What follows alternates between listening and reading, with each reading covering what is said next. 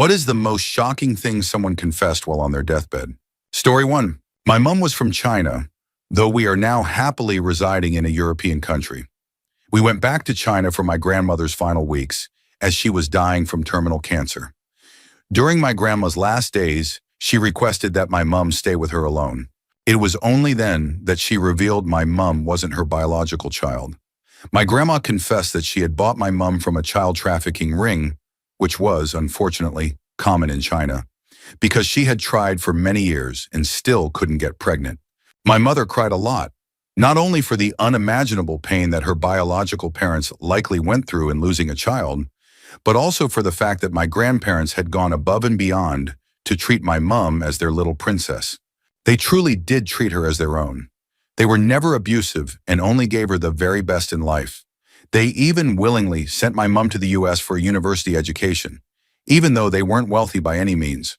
Story 2. My mom told me about the death of her father, my grandfather, and his last words to her. She said he was on his deathbed and it was clear he was nearing the end. He motioned for her to come closer so he could tell her something. She leaned in, expecting some declaration of love or something deeply insightful. Instead, he said, "The good family silverware is hidden in the ventilation system about 15 feet out from the furnace." She looked at him like he was crazy. He added, "What?" "We travel a lot, and that's where I hid it. That stuff's expensive." He passed away the next morning. Story 3. My grandfather was in the hospital in a pretty bad state. He could barely speak, but he made it clear to us that he had something to say. He asked my mother for a piece of paper and a pen. Thinking he had something important to leave behind, in case he didn't get another chance, my mom brought them to him. There was silence in the room as he scribbled something onto the paper, with my mother and her 2 siblings waiting in anticipation. My grandfather finished writing, and with a big smile, he turned the paper for us to see.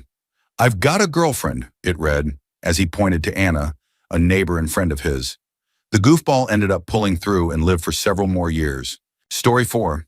I have both a good and a bad story to share. I'll start with the good. It's not exactly a deathbed moment, but as close as it could be. My aunt had cancer. She knew she was going to die, likely within a week. She couldn't eat, and even drinking was difficult. She asked to be heavily sedated, essentially kept asleep for the last few days, saying, "This whole dying thing sucks and I've had more than enough." So, a doctor was called, a plan was made, and it was carried out. The last thing my aunt said before going under for the rest of her life was, "Ah, I see the stars. They're sweet and run carefree. Gather them up." And that's when she went under. She passed away 3 days later. Nobody knows what she meant, but somehow those final words suited her, and my uncle, her husband, got them tattooed on his chest, over his heart. The bad. My other uncle was in a serious car accident. It was severe. In the ambulance on the way to the hospital, he said, "Tell my wife that Wendy is my daughter and I love her." Name changed for privacy. He died a few minutes later from internal bleeding. Wendy was the neighbor's 5-year-old daughter at the time. That caused a huge uproar, to say the least. Story 5. I'm a medical student, and I had a female patient who was new to our practice and was HIV positive. I needed to ask her how she contracted the virus, whether through stool contact or intravenous drug use. She told me it was surely transmitted, and the only reason she got tested was because her partner of 3 years, in his final moments in hospice care, told her, I'm sorry, I wanted to tell you. Forgive me." Heavy stuff. Edit. To be clear, he died of cancer, not AIDS. Some people assumed it was AIDS and that my patient should have already known by then, but that was not the case. Another edit. She has been HIV positive for 20 years, has no symptoms, and is undetectable. All her numbers are great. Medicine has come a long way, and HIV is no longer a death sentence for most patients. Story 6. Well, it was meant to be a deathbed confession, but she pulled through. My girlfriend's mom told her the name of her birth father after saying for years that she didn't know. She had previously claimed she had been with too many people at the time and couldn't remember. It was Orange County in the 80s, and apparently my future mother-in-law partied with most of the wrong crowd in Southern California. But she did in fact know who my girlfriend's dad was, and finally told her after more than 30 years. It turns out he now lived less than 3 blocks away in our small town in the Mojave Desert. His kids look exactly like my girlfriend did at their age. We never made contact, as his criminal record is extensive, and, by all accounts, he's not a good person. Story 7. My dad had an impacted bowel and was heavily medicated. Before he went in for exploratory surgery, he tried to write me a letter expressing his feelings. He could barely talk before the surgery. He kissed me with tears in his eyes, knowing this might be the end. The paper was folded and labeled on the front. Only open if I die. While he was in surgery, I opened it, even though I knew I probably shouldn't. It was a few paragraphs of unreadable scribbles. I couldn't make out any of it. He made it through the surgery, but unfortunately developed C. diff, likely due to poor hygiene standards at the hospital, and was transferred to hospice care. I know it might not sound that bad, but if he had died, I would have never known what the note said, and it would have haunted me forever. Later, he told me, it probably said how much I loved you and wish I did more for you or something like that. You know, Dad's stuff. He's the best. Story 8. I'm using a throwaway for this one. My grandpa's whole career was in the military. He joined just after World War II, as he had just turned 18 when World War II ended. He and his 6 brothers all enlisted at the same time. Their first experience in combat was in Korea. My grandpa was a paratrooper, and one of his brothers was a field medic. For some reason, the 6 of them weren't placed in the same squads. He said that during a really intense firefight, his squad crossed paths with his brother's squad. His brother was trying to help an injured squad member when he was shot 3 times, twice in the back and once in the chest. My grandpa ran to drag him out of harm's way and pulled him behind cover. He held his brother in his arms and comforted him as he died. They both knew he wouldn't survive. His brother passed a few minutes later, and something in my grandpa's mind just snapped. He said for the rest of the war, he used the enemy as an outlet for the rage over his brother's death. He went from being a terrified, inexperienced soldier to a relentless fighter. He said he felt no fear after that, only hatred. He fought with incredible intensity and aggression. He didn't specify how many people he killed. All he said was, "The day my brother died was the day I became a killer." He never gave a number because, as he put it, if I told you, you'd see me differently. I wasn't a man anymore. I was a cold-hearted force that wanted them to suffer. He admitted that when the opportunity came and no fellow soldiers were around, he would try to inflict as much pain as possible on injured enemies. He described beating them, kicking them, injuring their limbs, and even more disturbing acts. He didn't want anyone to witness it. He knew it was wrong and dishonorable, but the rage overpowered everything. My grandpa received a Purple Heart and multiple military honors after the war. He said if anyone had known what he truly did, those awards would have been taken back. He said Korea was the only time in his life he didn't feel human. He felt like something evil, and he admitted he liked it. This shocked us because he had always been the kindest, most gentle man I'd ever known. He never swore, never got angry, and was incredibly loving. His marriage was strong, and he gave my dad and aunt a very loving childhood. You would never guess he once took joy in combat. He died with many secrets. He only revealed the truth about his actions because he wanted to die with a clearer conscience. He had never even told my grandma what really happened during the war. I believe he struggled with serious trauma. He called it a bloodlust he had never felt before. Watching enemies in pain made him feel euphoric. I don't think he was a bad man. I think war and loss pushed him beyond his limits. He entered the war to serve his country, but ended up fighting for revenge. He's long gone now, so I can't ask for more details, but I believe he did worse than what he admitted. Story 9. From the super religious, Bible-thumping side of my family, my great-grandmother, on her deathbed, admitted that her mother was one of them native women. Her mother had apparently been light-skinned enough to mostly pass as a white person in their small North Carolina town. When she passed away, the truth somehow came out, and the town refused to allow her to be buried in the white cemetery. Instead, they let her headstone remain, but buried her body in a nearby cornfield. Then the entire town simply pretended it never happened. After I heard that story, a relative found a photo of my great-great-grandmother, and I couldn't believe anyone ever thought she passed as a Southern white woman. She looked like a young Jeff Goldblum in a dress. Story 10. Shortly after he was diagnosed with the final stages of heart failure, just a few weeks before he passed away, my grandfather told me several stories about World War II that completely changed my view of him and of war in general. Now, before I begin, I should tell you that my grandfather was one of the kindest men you'd ever meet. Always friendly, never drank, the kind of man who'd give the shirt off his back to someone in need and handed out the biggest candy bars in town on Halloween. Everyone loved him. Shortly after D-Day, my grandfather was part of a 12-man rifle squad fighting in northern France. As his unit entered what seemed to be an abandoned village, they were ambushed by a German squad and torn apart. They won, but by the end of the fight, only 3 of the Americans were still alive, and one of them was badly wounded. The squad leader and his assistant were dead. The 2 unwounded soldiers swept the scene and hauled 3 badly injured German Wehrmacht soldiers into the middle of the street. My grandfather looked at the other American soldiers, said, "No prisoners," and cut the throat of one of the Germans right there. He said he almost vomited because there was way more blood than he had expected. His partner lifted his rifle to shoot the other 2, but my grandfather stopped him. He said there might be other German troops nearby and didn't want to attract them with gunfire. So they dragged the other 2 into a shallow roadside ditch with about 6 inches of water and stood on their heads until they drowned. After that, he said he hated Germans. He confessed to a number of disturbing acts during the war, including shooting civilians and killing German soldiers who were trying to surrender. Apparently not an uncommon occurrence. But the worst? He said he only felt guilty about one thing he'd done. In early 1945, his new squad was going through a small German village when he and a couple of other soldiers kicked in the door to a house. Inside was a small elderly German woman in a wheelchair, who immediately started yelling at them in perfect English. My grandfather kicked her wheelchair over, rolled it out the door, and then knocked over an oil lamp as he left the house with his partners. She burned to death. He looked at me with cold eyes and said, "That was too cruel. She was an old woman.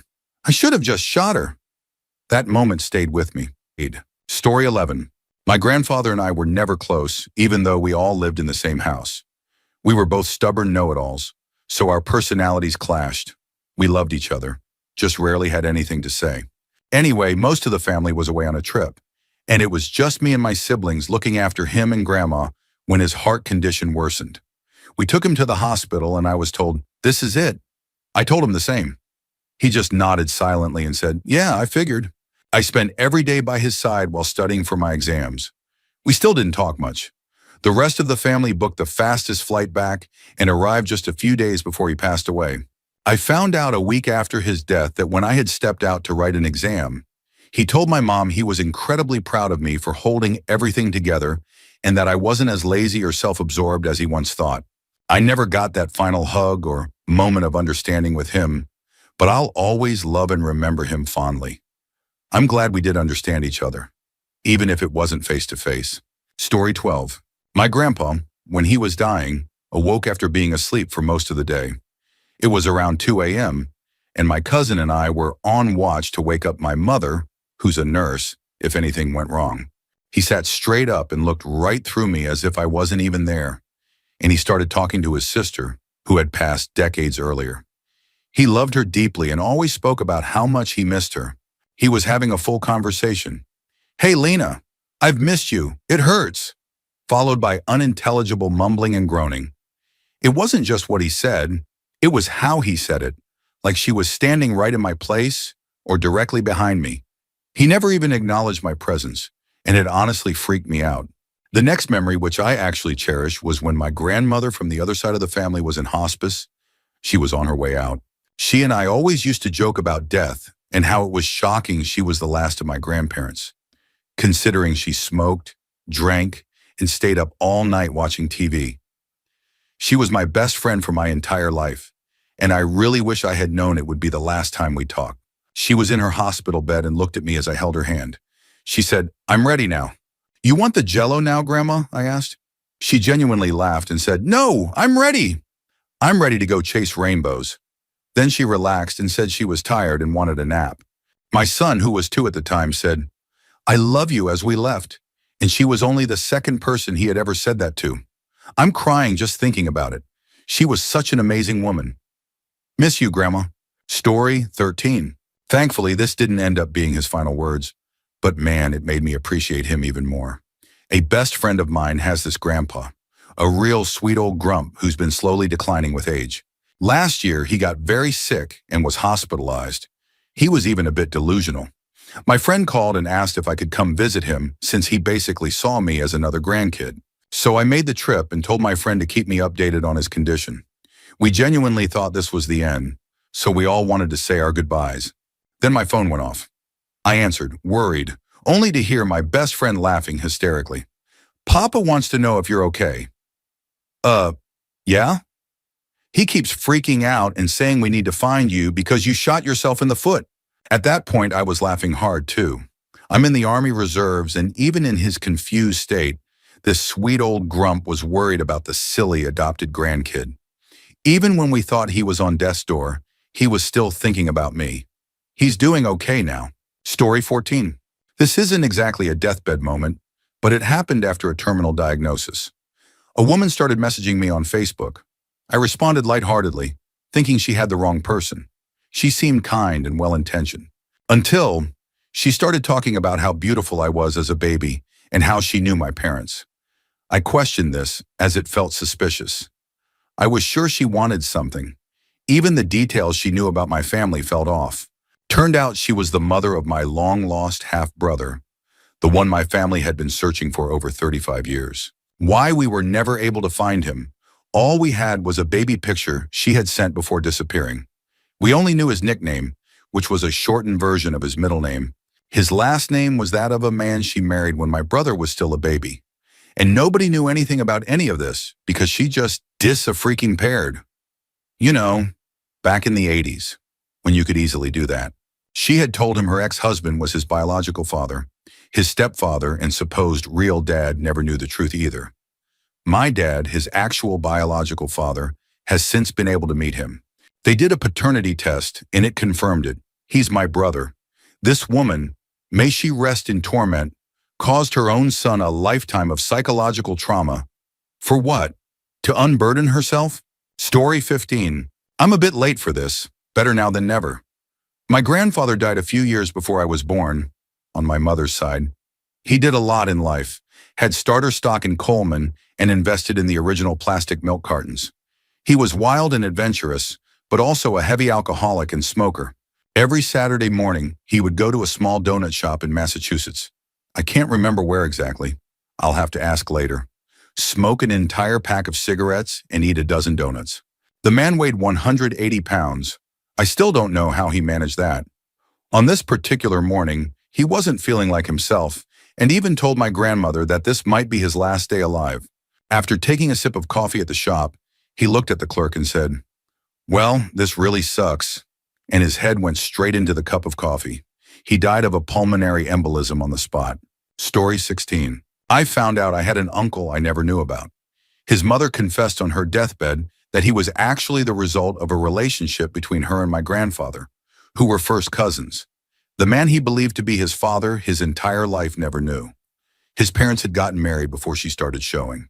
This new uncle later called my grandma, but unfortunately he missed meeting his biological father, my grandpa, by about 3 months. He had recently passed away. My grandpa was a drifter during the Great Depression and had stayed with his cousins for a few weeks while hopping trains. That's apparently when it happened. This was all before he married my grandma. Anyway, my mom and her siblings were excited to meet him, but he said he wanted to tell his own family first. Then he stopped returning calls. We've left him alone since. We're not sure if he ever told his family. Story 17. When my grandma, on my mom's side, passed away, she had spent at least 3 weeks in a semi-conscious state, or more like a dreamlike state, before finally dying.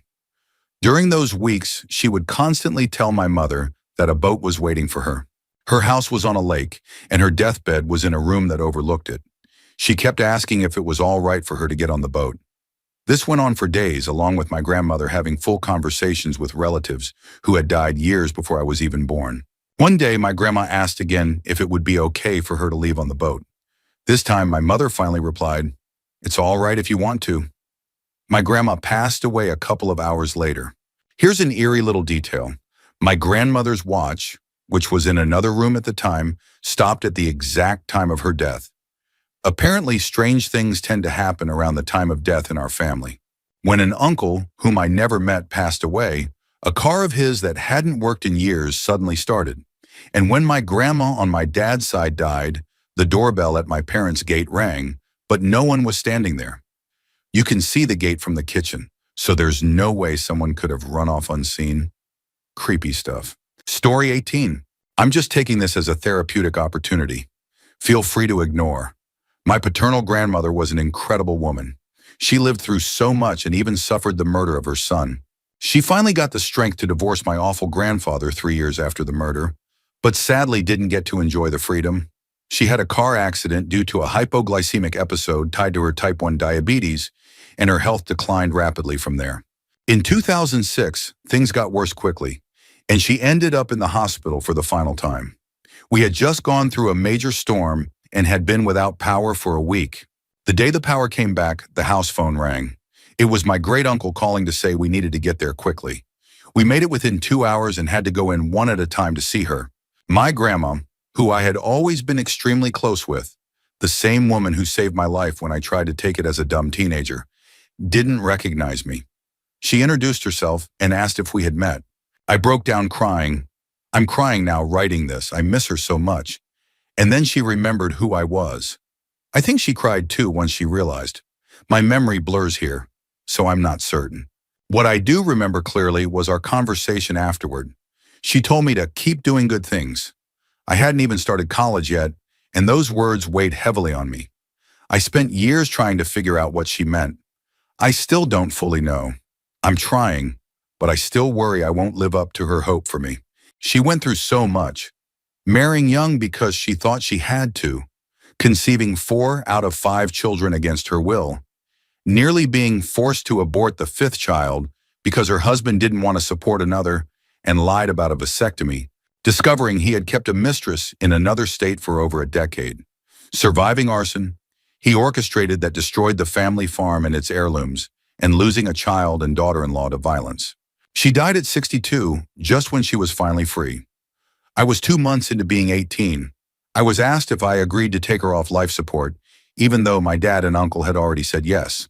I said yes because I had listened to the doctor's explanation. I stayed in the room while she passed. She opened her eyes wide and appeared to scan the room, then sighed a high-pitched sigh. I still hear it in my head. It sounded like the noise my dog makes when she's anxious. I don't feel great about that moment. The doctor explained that her eye movement was likely just a neurological response, and I believe that. I've seen it enough in my career to know it happens, but I still can't shake the feeling that I let her down. I hear that sigh and feel like I should have done something, even though I know there was nothing left to do. Anyway, I'm full on crying now. I miss her terribly. She understood me like no one else in the family ever did. Story 19. My grandpa was essentially my dad, though we weren't biologically related.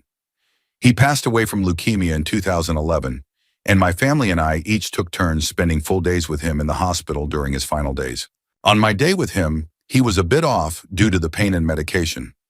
Right after one of his more disconnected episodes, he sat up in bed, swung his feet over the side, and then suddenly just stopped mid-motion, like someone hit pause.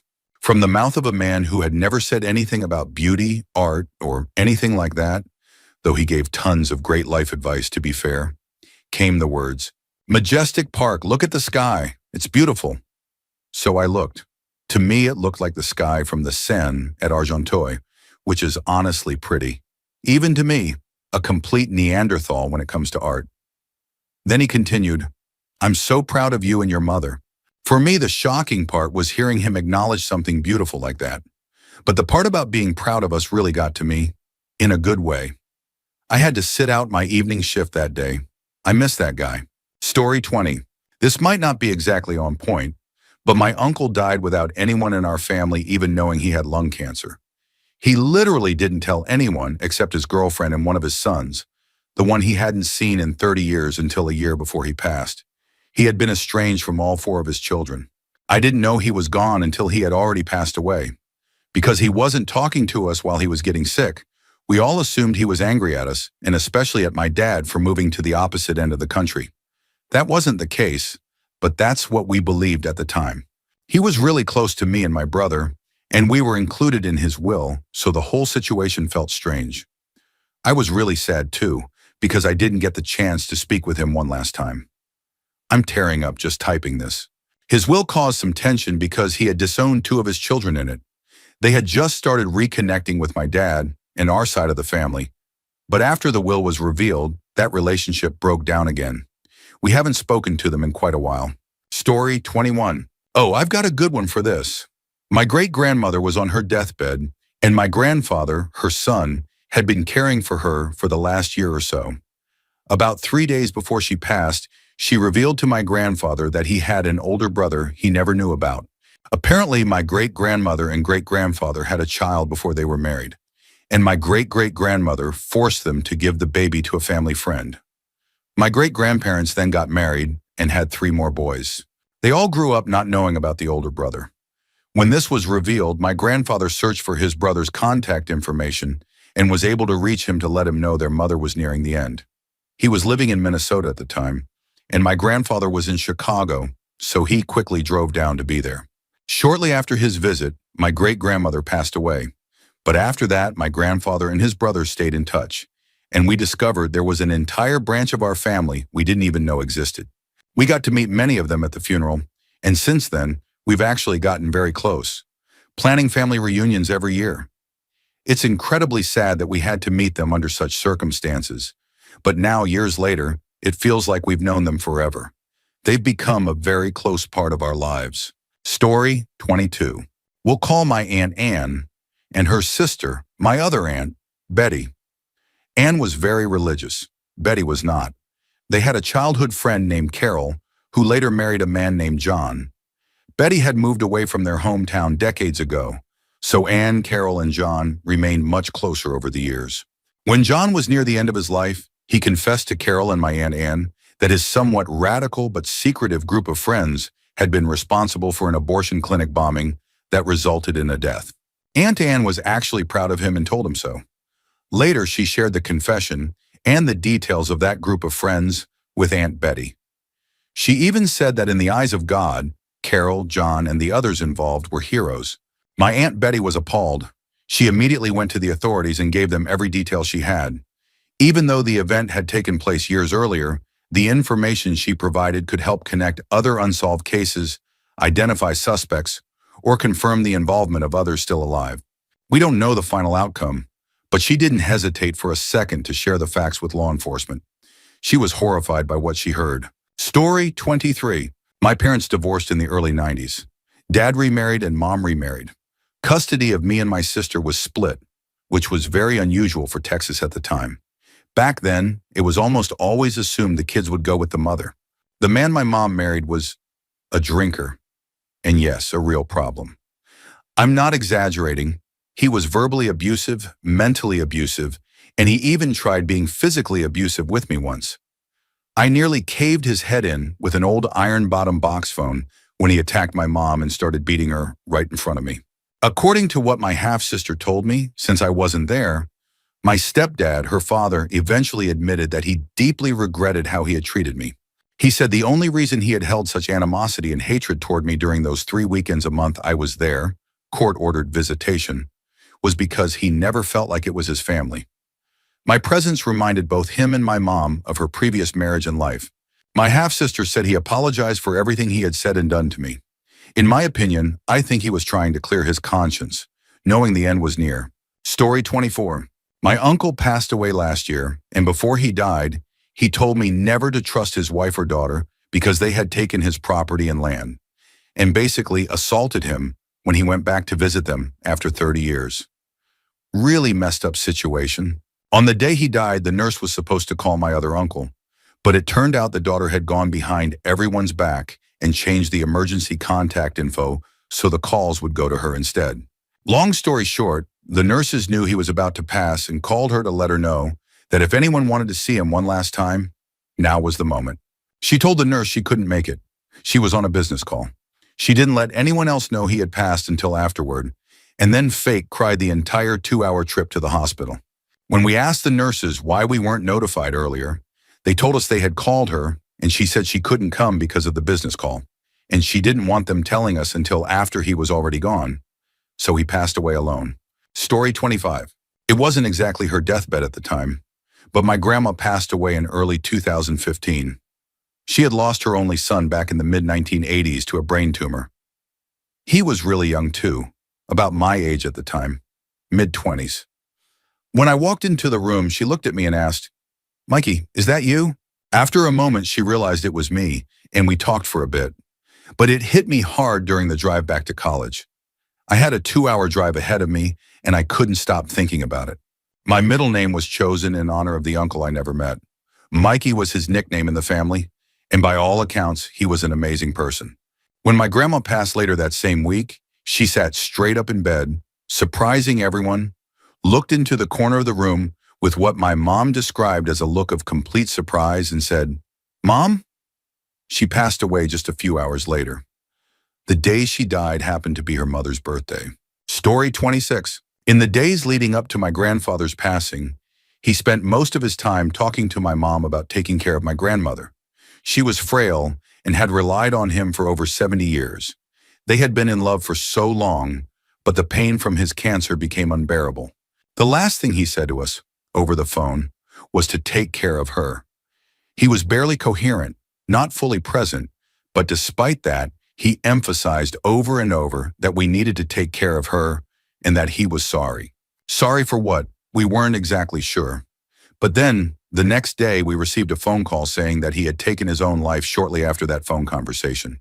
It still hurts to think about, and I'll never forget the screaming that came from all of us that day, especially from my mom, who had a complicated, often strained relationship with him. He had apologized to her for how he'd treated her in the past. He had been borderline abusive and harsh throughout her life. But in that final phone call, he told her he trusted her more than anyone to take care of my grandmother. Story 27. I'd grown up thinking that my mother's parents, let's call him H.A. and her M.A., had 13 grandchildren. When H.A. died, I was told that the flower arrangement had one flower for each grandchild. There were 14. I asked my mother, and she said the 14th was for my Uncle H.G.'s stepdaughter. It didn't make any sense to me since my oldest aunt, D.M., had 2 stepchildren, and my third aunt, D.J., had 3 stepchildren. But I let it go. H.A. was getting cremated, so there wasn't going to be a long procession to a cemetery. 2 years later, M.A. passed away. Same thing. A flower arrangement with 14 flowers for the 13 grandchildren. M.A. was being buried, H.A. in her arms, so there was going to be a long procession to a cemetery about an hour away. I kept remarking on how strange it was that the florist messed up 2 arrangements.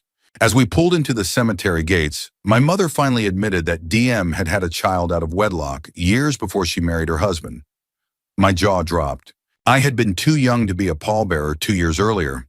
One cousin nearly dropped H.A.'s casket, but I was a pallbearer this time with DM's 3 sons and would have to look them in the eye a mere 2 minutes later. It was definitely awkward. Anyway, DM was on her deathbed 4.5 years after M.A. Don't throw up every meal you eat, folks. Only then did she admit to the 4 kids she and her husband had that they had an older half-brother. The 4 were 31, 30, 27, and 26 at the time. Pretty shocking to me. Story 28. Sorry this is so long. Get out your tissues. My mom was the best person in the world. Never angry, never said a bad word about anyone. Humble, sweet, and kind. She had stage 4 lung cancer. When she knew her time was near, she kept it from us. Then one day she suddenly stopped breathing and was rushed to the hospital. As soon as the doctor saw me, he said, "Get all the family together now. She's not going to make it, but we can keep her on CPAP for a couple of days so she can be with the family." We knew it was coming, but it was still incredibly hard. She had been married to my dad for 49 years, having married at just 13. Over time, he had become very mean and bitter toward her. She asked to see him a few times. We couldn't bring ourselves to tell him it was her last days. Not sure if that was wise, but it felt like the best choice in our situation. Eventually, I brought him to the hospital. She couldn't eat or drink at this point. My dad, always addicted to some kind of pill, saw her suffering and tried to take the CPAP off so he could put a pill in her mouth. In 49 years, I had never stood up to him, old school respect and all. But that one time I said, "Daddy, please, she can't eat or drink. That'll make her choke." I can't remember everything I said, but I argued with him. He got mad, said, "I'm leaving," and stormed out. I told Mom I was sorry and went out to find him. He kept insisting that he knew what she needed. He refused to go back in, so I called my brother to come get him. I was too upset to drive. The whole thing was heartbreaking. She seemed fine, awake, alert, smiling, talking to everyone. We felt like we were ending her life by removing the machine. It made no sense. She didn't look like someone dying. If she had been still and unresponsive, we might have understood. We talked to doctors constantly about this. 6 days before all this, my younger brother, who lived with them and helped care for them, was arrested right in front of them and taken to prison. Mama never mentioned it, not once. We knew she didn't want to upset us. We didn't bring it up either.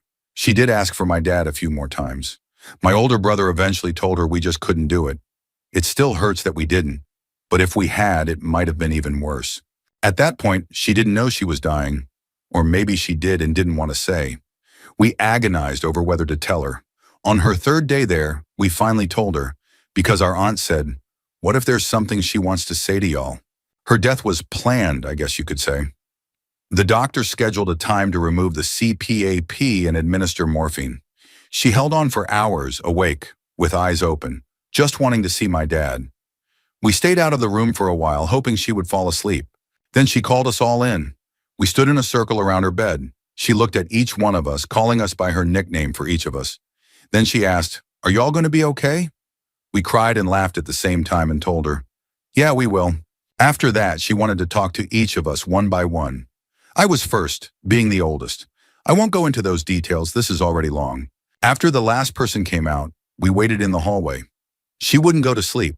She finally did, and we were at peace, just wanting her to go be with her parents and the rest of the family. That night, I went to see my brother in jail. My other brother went to be with my dad. It was all so sad. It felt like something out of a movie. My dad died a month later. My brother is still in prison. Story 29. I'd get my own back in more subtle ways.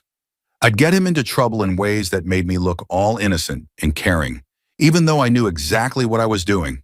My favorite way of getting back at him was when we were sitting at the dinner table. I'd start yelling and crying on cue. "Ow, stop it! Mom, Dad, he's kicking me under the table. Please stop. It hurts." Got him sent to his room without dinner quite a few times that way. There was also the time when he just wouldn't let up and kept getting on my case all day. I finally had enough at dinner, calmly turned to my dad, and told him that my brother was growing something suspicious down the side of the house. Then I went right back to eating dinner while everything exploded around me. To be fair, if anyone other than him was a threat to me in any way, he was always there to defend me. We were close for a while, but I realized about a year ago that I don't really like him as a person. He's really self-involved and narcissistic, so I just don't talk to him anymore. My parents aren't happy that I don't want a relationship with him, but it's my choice. Story 30. I'm way late, and this wasn't exactly a confession, but I was surprised to hear it anyway. 3 years ago, my mom was diagnosed with stage 4 lung cancer. It had already metastasized to her brain, sternum, breast, and liver, so her prognosis wasn't great, but she never complained. She stayed upbeat, cheerful, and never took anything for pain, so I think my mom was basically Wonder Woman. As treatment progressed, it completely wore her down. She couldn't even get into bed without help, so I had to physically move her to change the sheets, her clothes, or to help her shower. Thank goodness for a stall shower and a medical bench. One evening, after I'd changed her and freshened everything up, I was tucking her in, lifting her legs into bed. She was too weak to do it herself, and she said, "Thank you, S."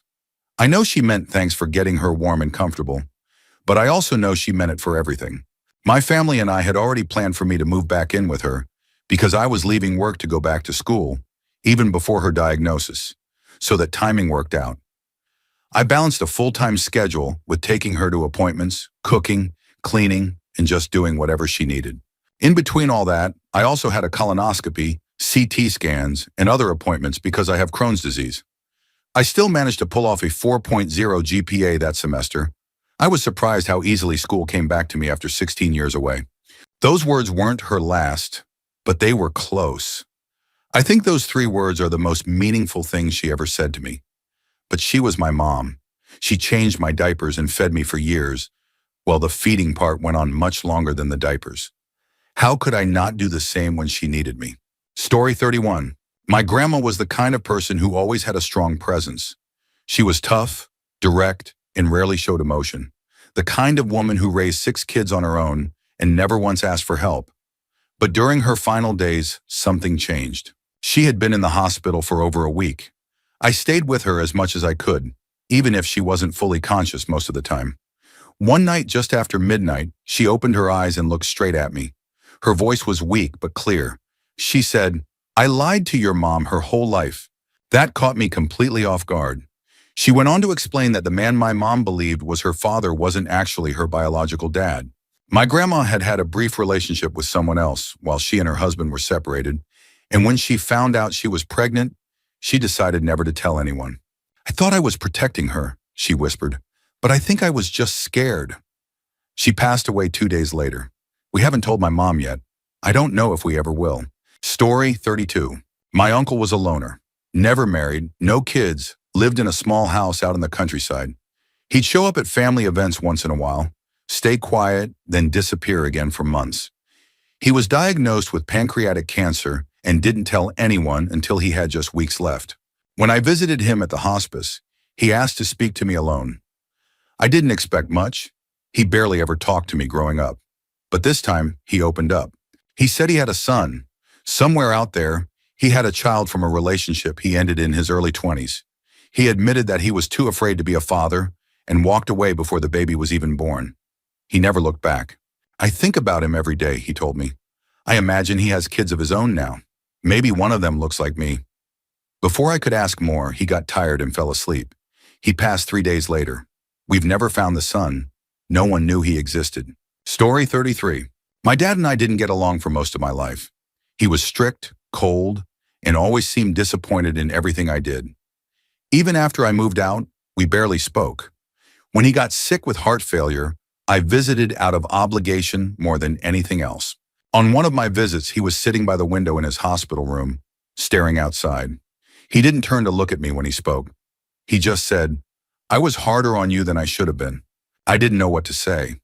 Then he continued, "I wanted you to be strong because I was afraid you'd be like me. Weak, angry, always pushing people away." He finally turned to me and said, "You became a good man despite me, not because of me." That moment broke something open in me. For the first time, I saw him as a person, not just my father. He died a week later. We didn't fix everything, but I'm grateful we had that one honest moment before the end. Story 34. My mother-in-law and I had a complicated relationship. I married her only son, and from the beginning, she never seemed to think I was enough for him. She wasn't cruel, but she was cold, distant, and overly involved. She would come over unannounced, criticize how I folded the laundry or cooked dinner, and often referred to her son's ex as the one that got away. My husband always asked me to ignore her, and I did, for the most part. When she was diagnosed with ALS, everything shifted. The disease progressed quickly. Within a year, she couldn't walk on her own. 2 years in, she couldn't speak. My husband was devastated, and we moved her into our home to care for her. I won't lie, it wasn't easy. She needed constant help.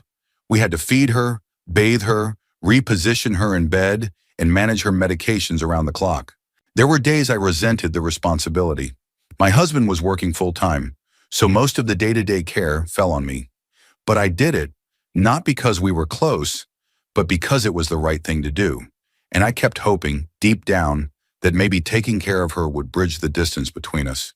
About 6 months before she passed, she started using an eye-tracking device to communicate. She would type slowly, one letter at a time, and I could read the screen aloud to help her feel heard. One afternoon when my husband was at work and the house was quiet, she typed, "I used to hate you." I froze. I didn't know what to say. Before I could respond, she kept typing, "I thought you were taking him from me." Then after a pause, "You didn't. You gave him back to me." I see how he smiles now. He didn't smile like that before. She typed out an apology. It took her almost 15 minutes to complete the whole message, but I read every word. She said she was sorry for the years of distance, for the judgment, for making me feel unwelcome in the family. She admitted she had never seen what was right in front of her, that I made her son happy, and that I had taken care of her when no one else would have. I couldn't hold back tears. I sat next to her and just held her hand for a long time. We didn't need to say anything else. A few days before she passed, she typed a final message to me. It said, "Please don't let him fall apart. Keep him whole. He'll listen to you." She died in our home, with my husband holding one hand and me holding the other.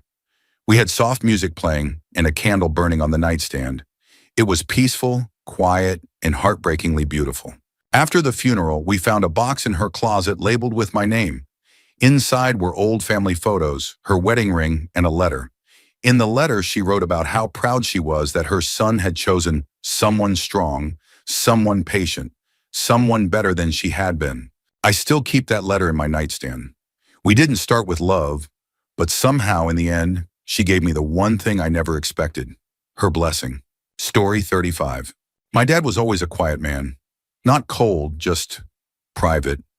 He was the kind of father who showed love by checking the oil in your car or fixing the leaky faucet without saying a word. He worked as a mechanic his whole life and came home smelling like oil and metal with his hands permanently stained. I always thought I understood him, that he was just a man of few words who'd rather build than talk. But I was wrong. Or at least, I only ever knew part of the story. When he got diagnosed with congestive heart failure, he didn't tell anyone right away. We only found out after he collapsed in the garage and was rushed to the hospital. He recovered from that incident, but the doctors made it clear he didn't have much time. During his last few weeks, he stayed in our guest room because he didn't want to die in a hospital. We took turns staying with him. One night it was my shift. I was sitting quietly reading when I heard him say my name. I went over thinking he needed water or help adjusting his pillow. Instead, he asked me to bring him the old wooden box from the basement. I knew the one. He kept it locked and told us it was just old junk. I brought it to him and helped him open it. Inside were dozens of old letters, yellowed and fragile. He handed one to me. It was addressed to a woman named Elise. I didn't recognize the name. "She was the one before your mom," he said quietly. "The one I let go." He went on to tell me that he had been engaged before meeting my mother. Elise was the love of his youth. They'd planned to get married, build a life together. But her parents didn't approve of him. He wasn't educated enough, didn't come from the right kind of family. Eventually, she gave in to the pressure and broke it off. A year later, he met my mom. He said he grew to love her, and they had a good life. But part of his heart always belonged to Elise. They had written to each other for years after breaking up, until one day, the letters stopped. He found out later she had passed away in an accident. "I never told your mother," he said, "and I never told you kids. But I don't want to take that part of me to the grave without sharing it." I sat with him that night reading a few of the letters. They were beautiful, filled with longing and hope. I saw a version of my father I'd never met, a poetic, emotional young man full of dreams and heartbreak. He passed away 3 days later. At the funeral, I slipped one of the letters into his pocket before the casket was closed. It didn't feel like betrayal. It felt like peace. Story 36. My older sister and I never really got along growing up. We weren't enemies, but we just missed each other. Different personalities, different friends, different paths. She was loud, confident, popular. I was quiet, bookish, always in her shadow. After she moved away for college, we didn't talk much. Family holidays were polite but distant. Then she got sick. At first it was just fatigue and nausea, then back pain. After months of tests and wrong diagnoses, it turned out to be late-stage pancreatic cancer. She was 36. When she came home to live with our parents during treatment, I volunteered to help. I had just switched to a remote job, so I had the flexibility. I think she was surprised I offered. She told me later she thought I hated her. That broke me. I didn't hate her. I just never knew how to be close to her. Over the next few months, I got to know my sister in a way I never had before. She told me stories from her teenage years, about things she'd hidden from our parents, crushes she never talked about, regrets she held close. We laughed a lot more than I expected. We cried too. One night, she asked me to climb into bed with her because she was scared to be alone. I did. She was so thin by then, bones and whispers. She looked at me and said, "I wish we had more time as sisters. I spent so long being jealous of you." I was stunned. "Jealous of me?" I asked.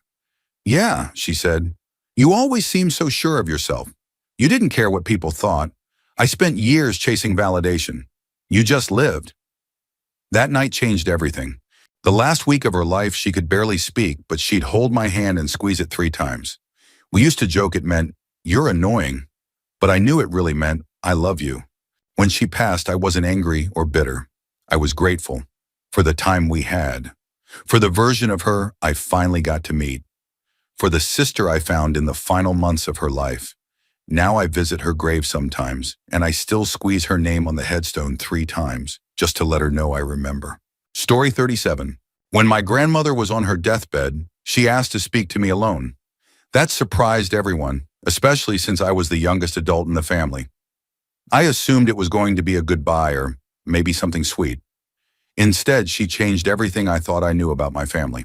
She looked me straight in the eyes and said, "I need you to know something, and you can decide what to do with it." Then she told me that my uncle, my mom's older brother, the one who had moved away when I was little and had barely visited, wasn't actually her son. She said he was the child of her husband's affair. Her husband had cheated on her with a neighbor when they were still newlyweds. The woman had gotten pregnant and wanted to leave town in shame, but my grandmother stepped in and offered to raise the child herself, just to keep the family intact. "I didn't do it out of kindness," she said. "I did it because I didn't want anyone to know he had betrayed me." She said the entire family thought she had given birth at home, which was common back then, and she went along with it. Even her own sisters never knew the truth. She raised that child like he was her own, but she confessed that she never fully bonded with him emotionally and that she always felt a quiet resentment, not toward the boy, but toward her husband. Before she passed, she begged me not to judge her too harshly and to do what I thought was right with the truth. So far, I haven't told anyone, but it changed how I look at my family forever. Story 38.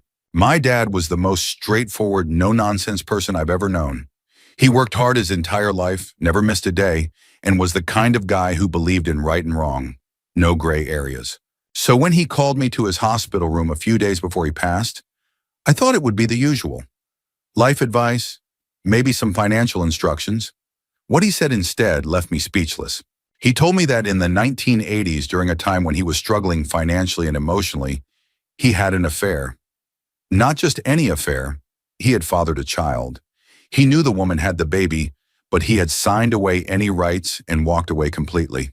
He never told my mother, and no one else in the family knew. "I've thought about that child every day for over 30 years, he said, "but I couldn't face what I'd done. I was a coward." Then he handed me a sealed envelope and said, "Everything is in here. I didn't want to die without giving you a chance to know your sibling, if they're still out there." I sat in the car for 40 minutes after he died, holding that envelope and wondering whether opening it would break our family, or maybe, eventually, help it heal. I still haven't decided what to do. Story 39. My Aunt Laura was always the life of every party. She was glamorous, dramatic, and had this larger-than-life energy that pulled everyone in. She never had children of her own, but she loved being the cool aunt. I always admired her growing up. When she got sick, the decline was rapid.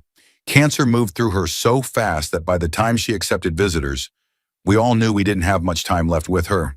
I went to see her one afternoon, just wanting to say goodbye, but she had something on her mind.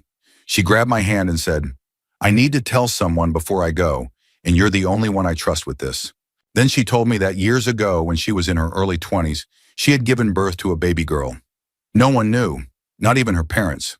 She had been living out of state at the time, attending college, and she said the father was a married professor. She went to a private maternity home, gave birth, and placed the baby for adoption. Then she came home and never told a soul. I followed her life through the adoption agency updates. "I even have pictures," she said, pointing to a locked drawer in her nightstand. "She turned out beautiful, smart. I wanted to reach out so many times, but I was afraid she'd hate me, afraid everyone else would. She asked me to find her daughter and give her a letter she had written years ago. Just in case. She died the next morning. I did find her daughter. I delivered the letter. I don't know what happened between them afterward, but I know that woman cried when she read it. And I know my aunt finally got to say the one thing she'd held in for decades. I loved you. I never stopped." Story 40. When my grandfather was hospitalized for the last time, the doctors said he had only a few days left. We were all taking turns staying with him. I was never particularly close to him. He was strict, distant, and a bit intimidating. But I loved him. in the quiet, complicated way you sometimes love difficult family members. The night I stayed with him alone, I expected silence, maybe a few murmurs in his sleep. Instead, he grabbed my hand and said, "You need to know something before I leave." He then confessed that during the 1960s, when he was stationed overseas for military work, he had a relationship with a woman in a small village. He said they were young and naive, but very much in love. The relationship ended when he was suddenly transferred, and he never had the chance or the courage to tell her goodbye. A year later, he received a letter that he ignored. It said she had given birth to a baby boy. He had thrown the letter away and never spoke of it again. Not to his wife, not to his children. He carried it with him for over 50 years. "I think I have a son somewhere in another country," he whispered, "and I've never told anyone." Then he cried. It was the first and only time I ever saw him cry. He passed away 2 days later. To this day, I don't know if I should tell the rest of the family, but I did start looking. I feel like I owe it to him, or maybe to the man out there who never knew who his father was. Story 41. My mom passed away after a long battle with ovarian cancer. She was the strongest person I've ever known, always smiling, always protecting everyone else's emotions before her own. But on her final night, she pulled me close and whispered something that shattered me. "I had another baby before you." I was stunned. She told me that when she was 17, she got pregnant by her high school boyfriend. Her parents sent her to a private home for unwed girls, and she gave birth to a little boy. He was immediately placed for adoption, and she never saw him again. She never told my father, never told her siblings. I was the only one who ever heard this part of her life. "I think about him every year on his birthday," she said. "I always imagined he had a good life." I tried to believe that, but I never stopped wondering. She had written him letters over the years, ones she never mailed, and asked me if I could try to find him and give them to him. I said I would. After she passed, I found the letters in a box under her bed. There were 28 of them, one for every birthday he'd had up to that point. Each one started with "Dear Michael," which I assume was the name she gave him in her heart. I haven't found him yet, but I will, I promised her. Story 42. My great-uncle Henry was one of those men who lived a quiet, simple life. No wife, no kids, just an old pickup truck and a farm he worked alone. He always came to family holidays, always brought a pie, and always left early. He was friendly but private. We all thought we knew everything about him. Then during his final days, my father and I went to visit him at the small rural hospital near his town. He was already on morphine, slipping in and out, but when he saw me, he grabbed my arm and said something that made my blood run cold. "I saw someone die and I didn't stop it." I asked what he meant, and he started telling a story from the 1970s. He said he had been in the woods hunting when he saw a man and a woman arguing near a riverbank. He stayed hidden because he thought it was a domestic dispute and didn't want to get involved. But then he saw the man shove the woman. She fell, hit her head on the rocks, and stopped moving. He panicked. Instead of helping or calling someone, he ran. The next day, the woman was found dead, and it made the local papers. No suspect was ever arrested. He told me he had lived with that guilt for over 40 years, that he didn't know if she could have been saved, that he thought maybe the man had meant to hurt her, or maybe it was just a horrible accident, but that either way, he had done nothing. "I see her face every time I close my eyes," he said, tears streaming down his cheeks. He asked me not to tell anyone, said he just wanted someone to know before he went. So far, I haven't said a word until now. Story 43. My grandmother was always seen as the backbone of the family. She raised 5 children, worked 2 jobs, and somehow still had a warm meal on the table every single night. She was religious, strict, and never missed a Sunday at church. Everyone saw her as a pillar of moral strength. When she was on her deathbed at 89, she had already outlived her husband by over 20 years.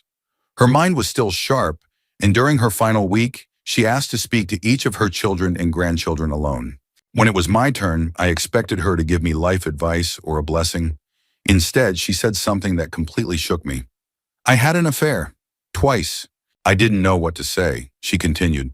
"It was during the 70s. Your grandfather and I were going through a hard time. He was drinking, and I felt invisible. I met a man at work. He listened. He made me feel seen. It only lasted a few months, and years later, it happened again with someone else. I ended it both times.